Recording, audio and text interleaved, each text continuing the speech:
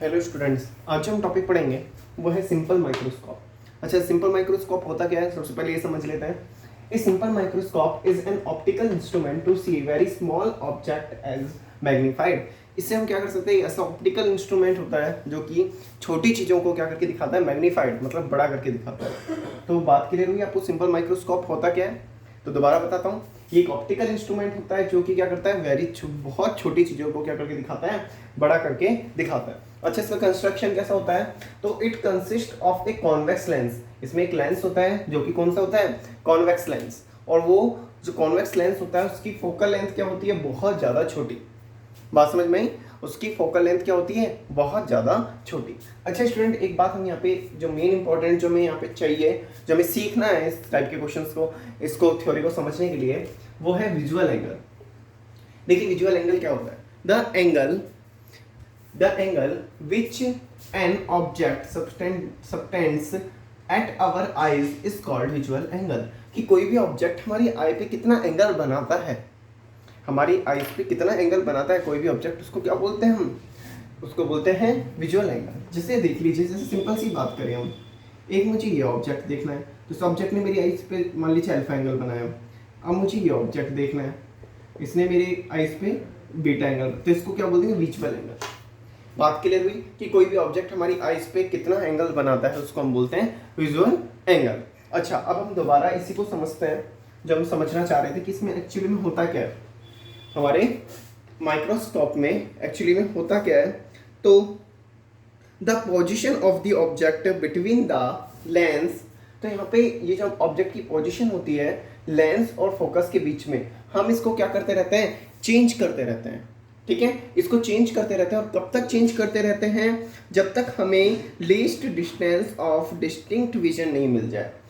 Least distance किसे बोलेंगे, अच्छा आप सभी को पता होगा कि हमारी जो लीस्ट डिस्टेंस डिस्टिंक्ट विजन होता है कि हम पास की वस्तुएं कितनी दूर तक साफ देख सकते हैं, तो वो होता है 25 सेंटीमीटर।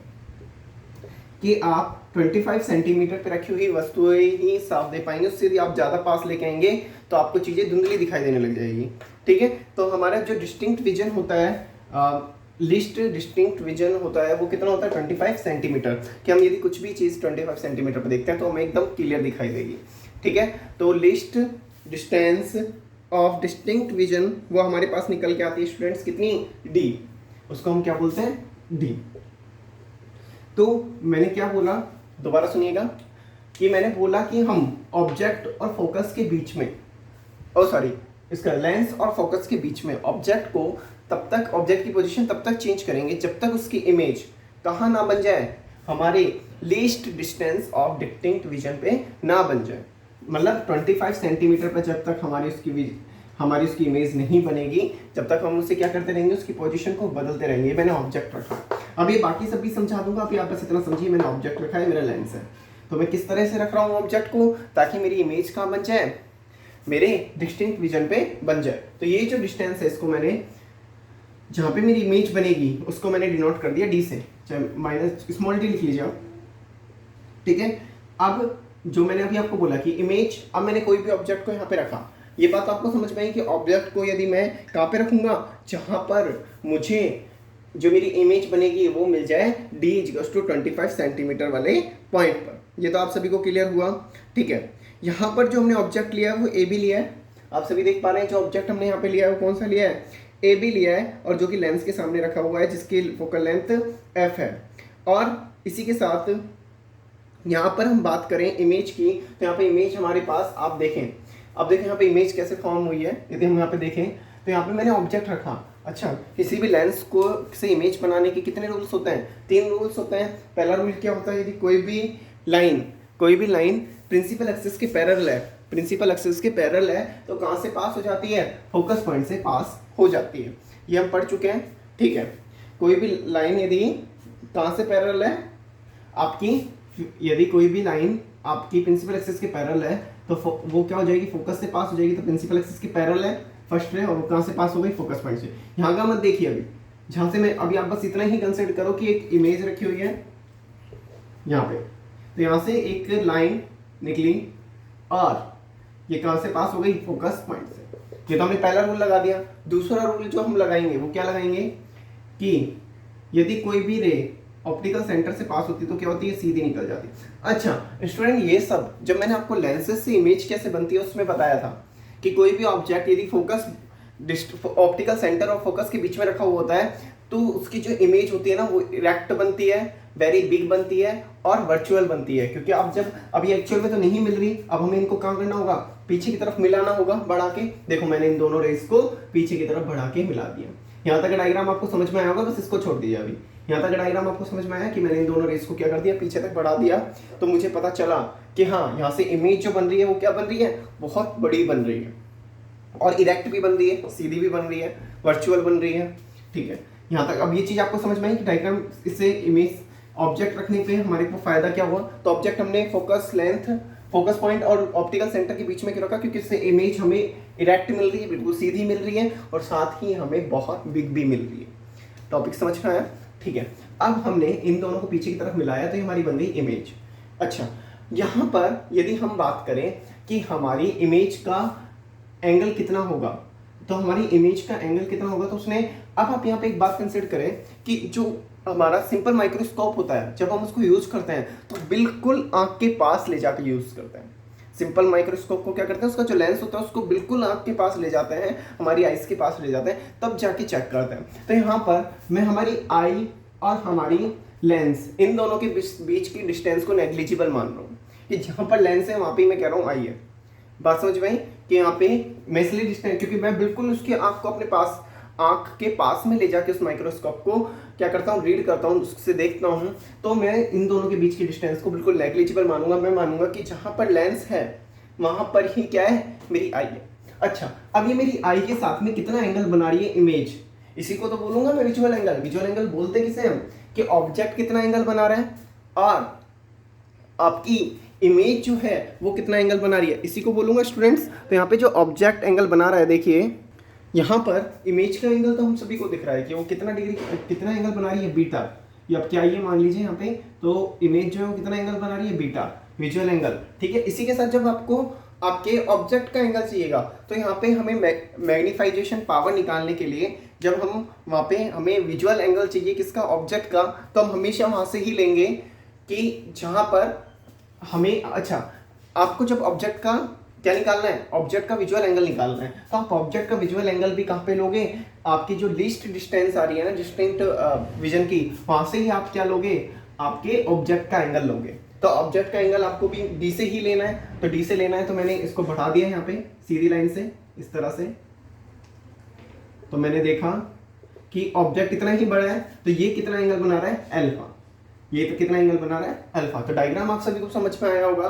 देखो डायग्राम में हमने क्या किया है, पहले हमने एक लेंस लिया है, लेंस के फोकस पॉइंट और ऑप्टिकल सेंटर के बीच में एक मैंने ऑब्जेक्ट रखा है, यहाँ से मैंने इमेज बनाई है इन दोनों को बढ़ा के।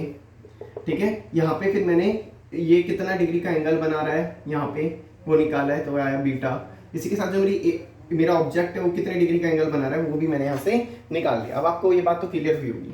ठीक है, डायग्राम सभी को क्लियर हुआ होगा।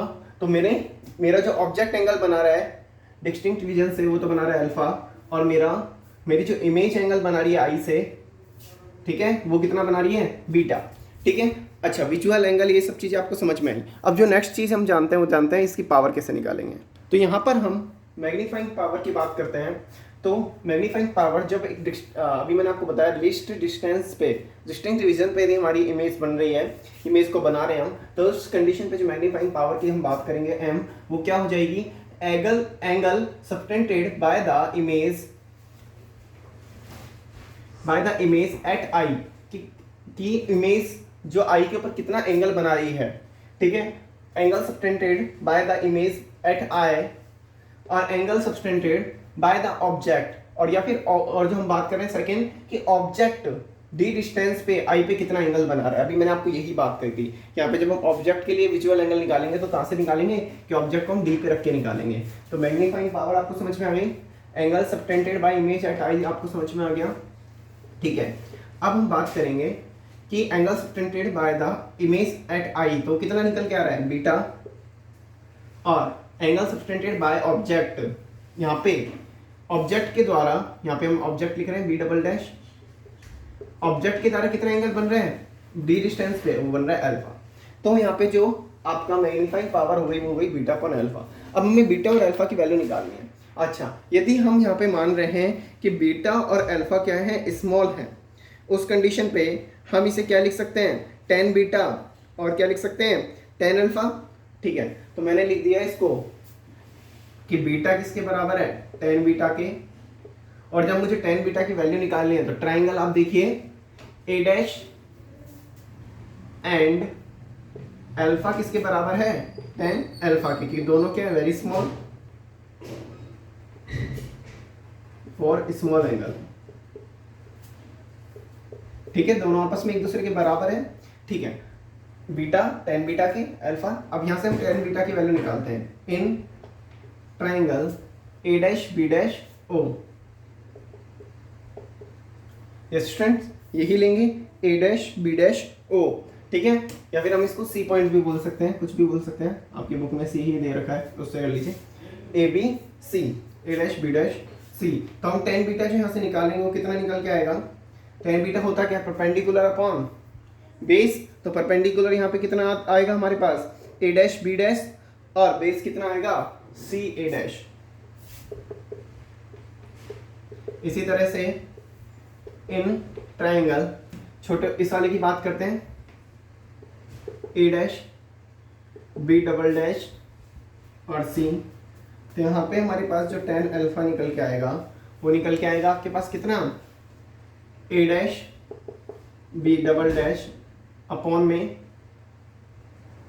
ए डैश सी। यस स्टूडेंट, अब हम इन दोनों की वैल्यू यहाँ पे पुट करते हैं, 2 बोल देता हूँ, 3 बोल देता हूँ, 1 बोल देता हूँ। पुट, ये किसके इक्वल्स है, बीटा के, और ये किसके इक्वल्स है, अल्फा के। ये स्टूडेंट, तो पुट वैल्यूज इन इक्वेशन 1। तो इक्वेशन 1 में मैंने वैल्यू पुट करी, तो यहाँ पे आ गया m इजिकल्स टू, तो बीटा की वैल्यू ये वाली पुट करेंगे, ए dash B upon C A dash. Alpha की वैल्यू ये वाली पुट करेंगे अपॉन ए डैश बी डबल डैश ए डैश सी। ठीक है स्टूडेंट, यहाँ से क्या होगा, इससे एक कटिंग हो गया, यहाँ पे हमारे पास निकल के आ गया ए डैश बी,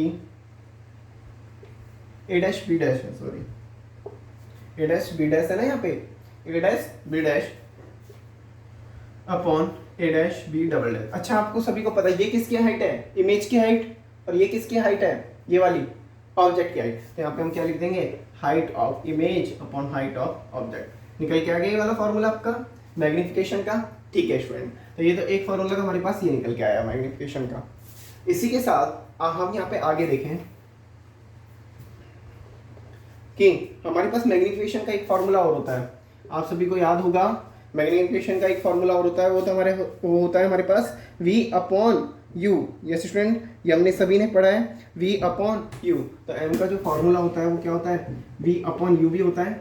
ये जो यहाँ पे है v किसके इक्वल्स है, माइनस डी के। तो v की वैल्यू क्या है, माइनस डी, और u की जो यहाँ पे वैल्यू है, तो v की वैल्यू तो माइनस डी हो गई, और u की वैल्यू को हम माइनस u लिख देते हैं। u की वैल्यू को हम क्या लिख रहे हैं, माइनस का u, तो माइनस से माइनस कट हो गया। तो यहाँ से एक हमारे पास मैग्निफिकेशन का फॉर्मूला ये भी आया, d upon u। Yes friend, एक हमारे पास ये फॉर्मूला आया, एक हमारे पास H I upon H nought ये फॉर्मूला आया मैग्निफिकेशन का, पूछा जाता है एग्जाम में। अच्छा स्टूडेंट, एक इसको हम अलग फॉर्म में भी लिख सकते हैं। ये जो हमारे पास यहाँ पे मैग्निफिकेशन आया है, आप सभी को पता है कि लेंस फॉर्मूला क्या होता है, 1/v minus 1 upon u equals to 1 upon f। यही होता है स्टूडेंट लेंस फॉर्मूला। यहाँ पे हम वैल्यू पुट कर देते हैं। ठीक है, तो वैल्यू यहाँ पे जब हम पुट करेंगे तो देखिए क्या होता है। तो यहाँ पे मैंने वैल्यू पुट करी, तो v की वैल्यू क्या है यहाँ पे, तो v की वैल्यू हम सभी को दिख रही है कि v की वैल्यू जो यहाँ पे आ रही है निकल के, वो d के बराबर है। तो मैं यहाँ पे वैल्यू पुट करता हूँ, तो 1 माइनस डी माइनस u की वैल्यू भी इस तरफ ही लेंगे, तो जब भी लेंस के इस तरफ की बात करेंगे तो हमेशा नेगेटिव लेंगे। तो ये आ गया minus U equals to 1 upon F. तो यहाँ पे जब हम f की बात करेंगे तो f तो हमारा कैसा रहेगा, पॉजिटिव ही रहेगा। ठीक है स्टूडेंट, यहाँ पे मैंने लिख दिया f, तो मैं कैसे लिख सकता हूँ, 1 upon F equals to 1 upon U minus 1 upon D, ये मैं लिख सकता हूँ। ठीक है स्टूडेंट, इसको मैंने क्या किया है, 1/d को यदि मैं इस तरफ ले आया तो ये मेरे पास निकल के आई 1/u equals to 1/f plus 1/d। पूरी इक्वेशन को मैं यदि d से मल्टीप्लाई कर दूं तो मेरे पास यहाँ से क्या निकल के आएगा, d/u इक्वल्स टू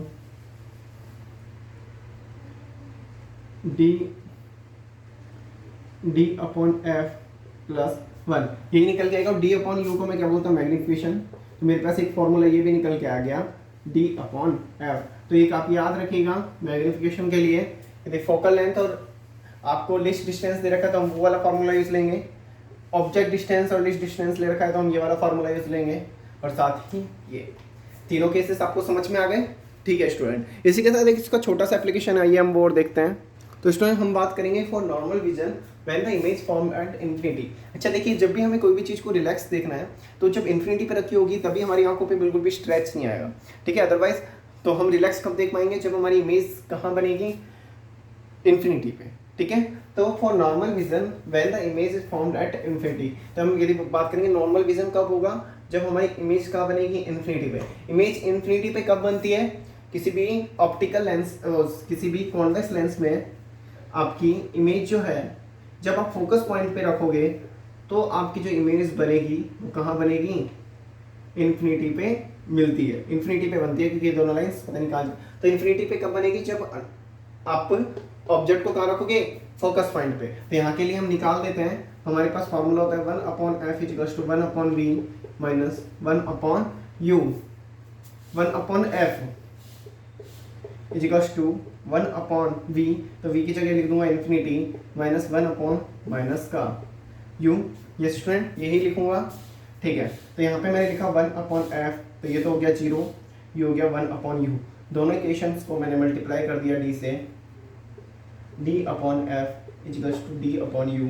d/u को मैं क्या बोलता हूँ स्टूडेंट्स, d/u को मैं मैग्नीफाइंग पावर बोलता हूँ। तो d/u को यदि मैंने मैग्नीफाइंग पावर बोला तो यहाँ पे मैं वैल्यू रिप्लेस कर देता हूँ, तो ये हो गया m के इक्वल। तो यहाँ से हमारे पास निकल के आ गया m is equals to d/f, किस केस में, जब नॉर्मल विजन के लिए, जब इमेज कहाँ फॉर्म हो रही हो, इन्फिनिटी पे। ठीक है स्टूडेंट, तो ये आज आपका टॉपिक था सिंपल माइक्रोस्कोप के बारे में जाना। नेक्स्ट वीडियो में हम कंपाउंड माइक्रोस्कोप्स के बारे में जानेंगे। ठीक है, थोड़ा सा इससे अलग है, हालांकि ये सब चीज़ें यदि आपने ढंग से समझ ली तो आपको बहुत इजीली वो सब चीज़ें समझ में आएंगी। तो आप वीडियो को कंप्लीट देखा करें, पढ़ाई करते रहें रेगुलर। ठीक है स्टूडेंट, थैंक यू।